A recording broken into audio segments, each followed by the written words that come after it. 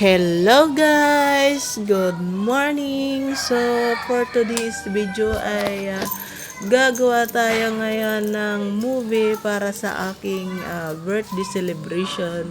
Simple celebration lang naman. So, ayan guys. So, ayan, maaga ako gumising at syempre, kasama ko ang aking mama dyan ay mamamalingki kami ngayon.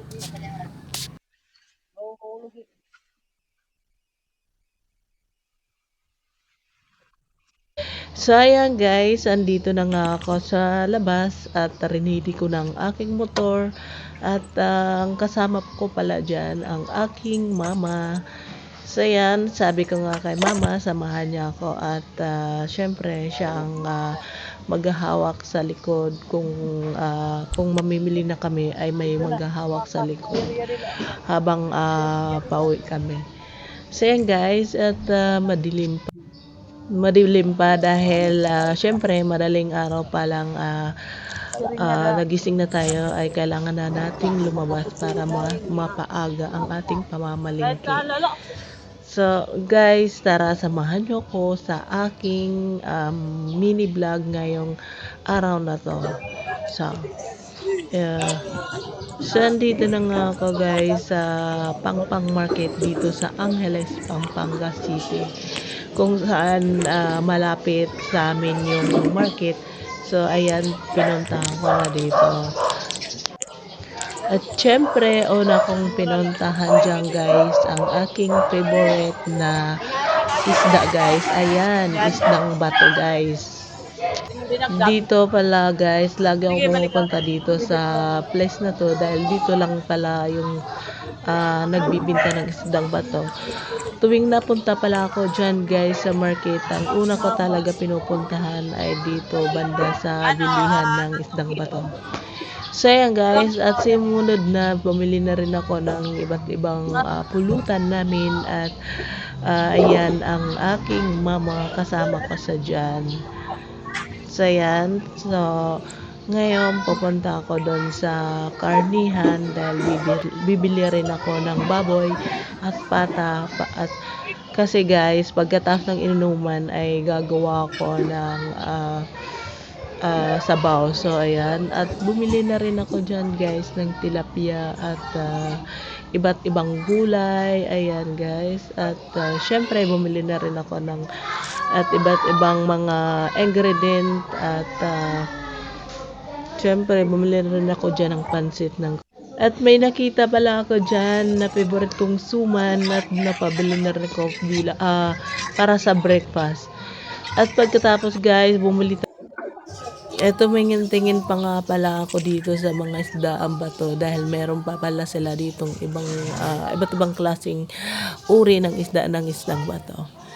At eto na nga guys, nakauwi na nga kami at medyo nahihirapan ako dyan dahil kailangan pa talaga itaas yung mga pinangmili namin dahil syempre ang hirap dito sa bahay itawid yung mga pinamili dahil medyo mataas ang pader. So ayan, sabi ko nga kay mama, hawakan muna ang cellphone ko dahil nahihirapan ako ilagay ang aking cellphone sa baba dahil ay guys dyan ay medyo maulan ay baka mabasa. So ito na nga guys, dito na nga kami sa bahay at dinala ko na isa-isa ang aking mga pinamili. At ang aking mama hindi pala dyan hindi ko po siya pinatulong dahil syempre may edad ng aking mama kaya so ako na lang lahat ang ako na lang lahat ang bumitbit. So ito lang guys, bumili lang ako ng kakonting handa at syempre yan mangga at napakamura ng mangga sa palengke ay 15 pesos isang kilo at bumili na rin ako dyan ng 5 kilos syempre at mura lang naman. So ayan na nga guys at inunpack ko na nga ang aking mga pinamili dahil kailangan natin i-arrange ngayong araw na to at halos ako ay lahat gumagawa dahil Yung aking kambal, wala talaga, hindi talaga siya Inubot-mangkot tumutulong. din niya palengke. So, ayan pala pinamili ko guys. Ay, halos ko pinakyaw ko yung tindahan doon ng isdang bato. Ay, sabi ko nga kay ate na sige, bilhin ko na. Siguro guys, ang binili ko dyan is 10 kilo. At syempre, dating gawi ay binadget-budget ko din dyan guys. At mahilig talaga ako dyan mag-budget, lalo na is lalo na kung expenses ang mga bilihin niya. Eh, nagre-reklamo na nga yung mama ko. Eh, sabi nga ng mama ko, bakit ang daming binili mo? Eh, halos hindi ka siya dyan sa rep dahil ang rep ko talaga dyan ay medyo maliit lang guys. So, ayan, pinagkasya ko na lang dyan guys dahil kung hindi, eh, wala talaga masisira ang aking mga pinamili. Eh, sa sobrang katipiran ko ngayon guys, eh, sabi ko kay mama, sabi ko kasi mama is putulin ko 5. Eh, sabi nga ng mama ko, ay nako napaka-tipid mo naman, eh, pwede mo naman yan dalawahin. Eh, ganun talaga ako guys, at gusto ko matipid. At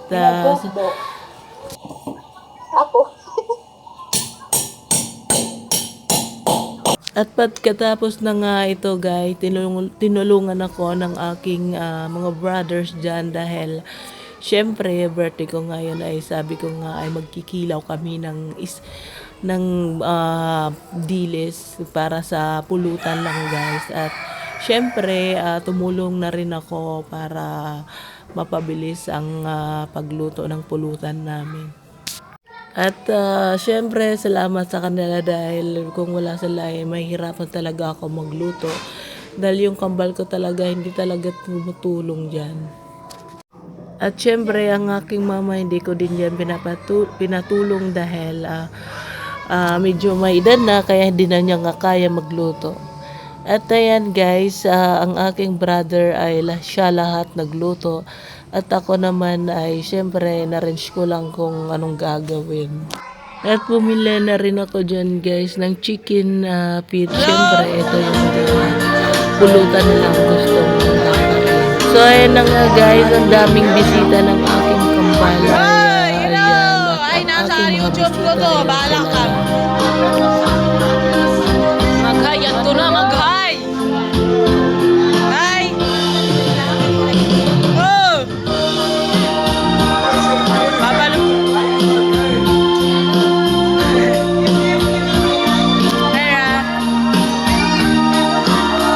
Hi! Hello!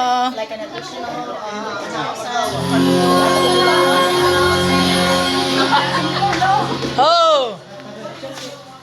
Duday! Gulay! Ay, mamait. Ano mangingilkil kam tidak bahala akong pinangilkil.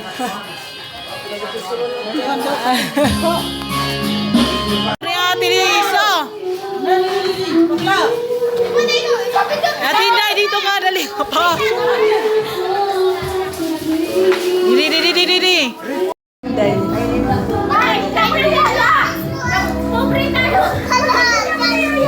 Oh, we are going to give money na. So, magkano sa'yo? 1, 2, 3, 4. Pasalamat din na, salamat. Thank you. How much you have? Magkano yun sa'yo? 400. Oh, dalawa. Kunin mo na lang guys. Yamin na. 1, 2, 3, 4. Oh, thank you. Magkano yan? 400. Okay, ikaw, tira. 1, 2. O, sa'yo, 500. Thank you. Thank you. Sa'yo. Tako lang. Wala kaya ng magkano? Bigay mo kay mamamuan 300. Oh, sabi mo, magkano sa'yo? 700.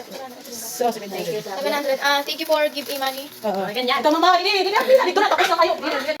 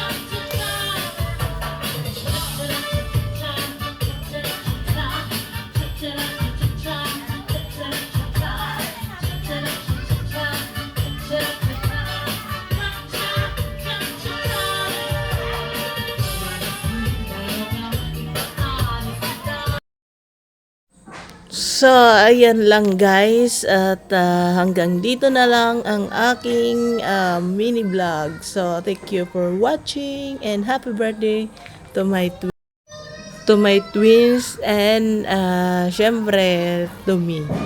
So, yan lang guys. Bye-bye. See you in my next vlog.